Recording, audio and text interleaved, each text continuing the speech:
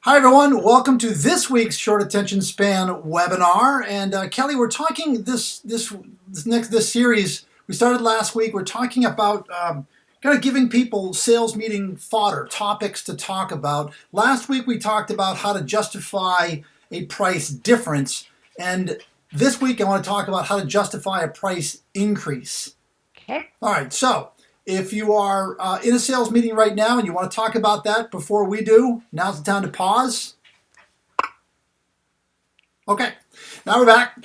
So let's talk about this. So Kelly, we're in a sales meeting and the boss walks in and says, okay, gang, here's the news. We're going up 8% across the board. 8% on all repeat orders beginning right now. And now you have to deliver that. Oh, you have a hand? Yeah. I think So I'm in that sales meeting and my boss comes in and says that, and I just want to say why? Okay. Why are we increasing our prices? Internally, I'd want us to get our ducks in a row to be able to just say it's not just arbitrary, right? We Okay. didn't just decide. The boss didn't just go buy a new boat, right?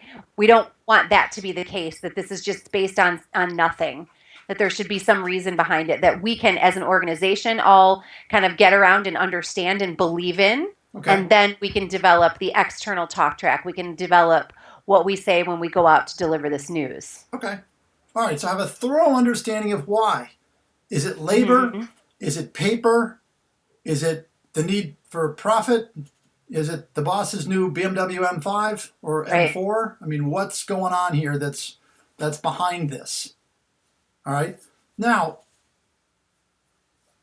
do you do any kind of internal negotiation, Kelly? Would you think to yourself, look, boss, can I go 4% now and 4% in 6 months? Because this, we're already on edge. Do you have that what kind of preparation do you do, I guess, before you go talk to the customer? I don't think I would want to do that. I think those are things that I might have in my, again, just as we would have to do that in a selling situation, maybe I hold that back for after I've had the conversation with the clients. I think the next important point is, how do we disseminate this information? That's critical. So a lot of owners want to just say, just put a notification in the invoice and maybe they won't even notice. Yeah, right? Yeah. That's right. One way to go. Okay. I happen to not think that's a great way to go. I happen to not even think it should be a letter or an email. No, I'm just writing that down. Yeah, I think that it should be something where you make an appointment. Hey, I noticed we haven't done a quarterly review in a while. I've got some information I want to share with you and some questions I want to ask you. And you roll it into, hey, look, this is another great reason to get in front of the client. And don't look at it as delivering bad news, okay? Just in terms of your mindset, this is your job. Your boss has given you a directive, and now it's an opportunity to go in and say, hey, look, circumstances being what they are, we've decided to go with this 8% increase. I'm letting you know. And then shut your mouth. The client could say, okay. Okay. Don't be apologetic about it. Don't act like it's that you're doing them some kind of gigantic disservice. That's a really good point. Another thing to consider is, when's the last time you did a price increase? Right. If you can say, I haven't raised prices in 13 years, right? Yeah. Or in fact, you've been enjoying these discounts and now we're really just getting you back up to market value or whatever. But again, the less said, the better. And right. do not be apologetic about it. They may just say, okay, but they may say okay to you, get you out the door and pick up the phone and call another vendor. So make sure that you encourage them to share their thoughts and feelings about it at the same time. But that begs the question, how far in advance do I have this conversation? So if the job is, this is going to go, when are we going to broadcast this? A week from tomorrow, October, whatever it is, 23rd. So if I know the price increase is coming January 1, how far in advance do I have that conversation?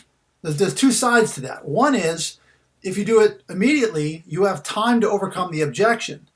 But if you do it immediately, you also give them time to go out and look for new prices. Right. Which I think is, if it's going to happen, that's going to happen.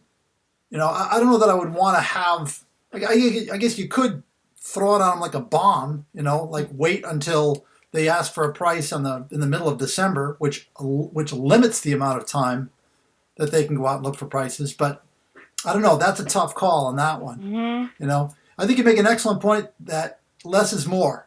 So don't get in there and say, well, we're raising prices, and let me tell you why. And you go into this long conversation. It's like, state it, and then move on. And then wait. It's very much like closing. You're closing all over again. And the next person to speak loses. And the only other thing I would say about it when you talk about timing is, if it were me, I would start at the top and work my way down, right? Okay. I would do the biggest one first in terms of the volume and the significance to my book of business, and then I would just work my way down to the point where there's gonna, clients that are only ordering from you every couple times a year. You don't even really have to tell them, because that's going to be evident in your prices, Yeah. right? Yeah. And in fact, there may be a line you draw there anyway. Clients that you're regularly giving bids to on a regular basis, you don't need to tell them this. Right.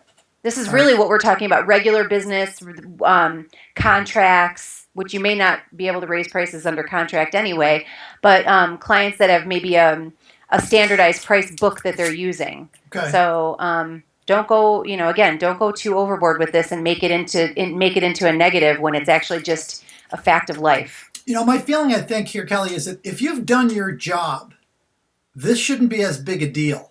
Right. And by done your job, I'm thinking if you've already provided good service, maybe you've pulled them out of the fire a few times. So if you start this conversation, like you said, as an account review, and then start with the good stuff. Mm-hmm. Hey, I just want to talk about the last 9 months. Here we are in 2015. These are the things that we've done. We redesigned. We brought in some experts. We shipped in 3 days. We followed up every single time. You tell me that you're happy. The requisitioner says that they're happy. So are there any other issues? So reviewing all that, great. Okay. Now, moving forward, we've got a price increase coming. If you've done your job, then, and you've stayed close to the customer, this is, like you said, Kelly, this is natural. This is expected. Mm-hmm. They might come back and say, well, I got to work on that. I got to think about that. Totally get that. Totally get that. And then you might have to come back and renegotiate. Mm-hmm. But you want to anticipate the conversation that they're going to have with their boss to substantiate your price increase. Right. I think so you want to give them, and maybe even on a follow-up email, here's the list of things that we've done that have really rocked it. So keep all this in mind, as you're thinking this through. So, all right, that's 2. A couple more coming up, and we should be dressed up for next week, because it'll be Halloween. Oh yeah. See, I have to be the Tin Man. Is that what you told me? Or a giraffe. No, Tin Man. I got a new heart. I like Tin Man. Right? I think that would totally work for you. Right? You have heart surgery, you're a Tin Man. So yeah. That kind of works with the height, too. All right, gang, listen. We'll talk to you again. Thank you very much, Kelly. So. And we'll talk to you all again on another short attention span webinar.